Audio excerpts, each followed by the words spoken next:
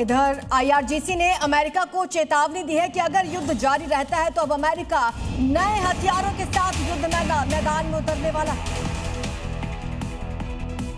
अगर ऐसा होता है तो ईरान की भी युद्ध रणनीति नहीं होगी। आईआरजीसी के ब्रिगेडियर जनरल हुसैन मोहिबी ने कहा कि अब ईरान का मुकाबला करना अमेरिका के लिए आसान बिल्कुल नहीं होगा। दरअसल ट्रंप ने कहा था कि नए हथियारों का इस्तेमाल करेंगे। इस पर ईरान ने भी कहा कि हमारे पास भी जखीरा बना हुआ है।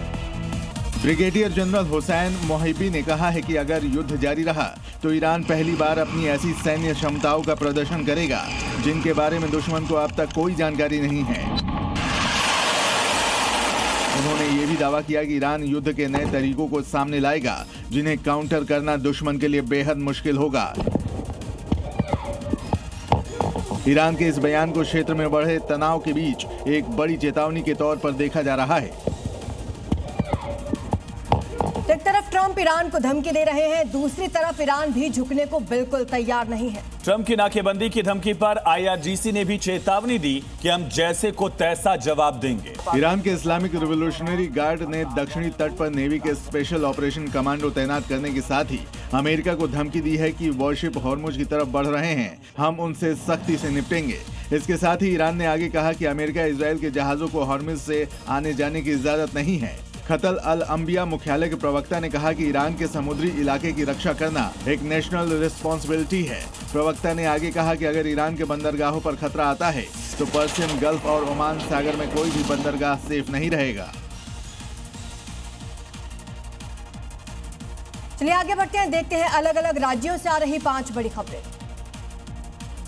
एमपी के पन्ना में एक हैरान करने वाला मामला सामने आया, जहां खेत में लगी आग बुझाने पहुंची फायर ब्रिगेड की गाड़ी खुद ही आग का गोला बन गई। हादसे के बाद इलाके में अफरा तफरी मची, दूसरी दमकल की गाड़ी पहुंची, आग पर काबू पाया गया। यूपी के महाराजगंज में एक दर्दनाक सड़क हादसे में 3 बाइक सवारों की मौके पर ही मौत हो गई। दरअसल तेज रफ्तार रोडवेज बस ने बाइक को कुचल दिया, जिससे बाइक सवार तीनों युवकों की मौके पर ही मौत हो गई। पुलिस ने बस ड्राइवर को हिरासत में लेकर जांच शुरू कर दी। यूपी के बहराइच में त्योहारों को देखते हुए पुलिस पूरी तरह मुस्तैद है। सुरक्षा व्यवस्था पुख्ता करने, असामाजिक तत्वों पर नकेल कसने के लिए पुलिस ने फ्लैग मार्च भी निकाला। संवेदनशील इलाकों में सुरक्षा का जायजा लिया गया है।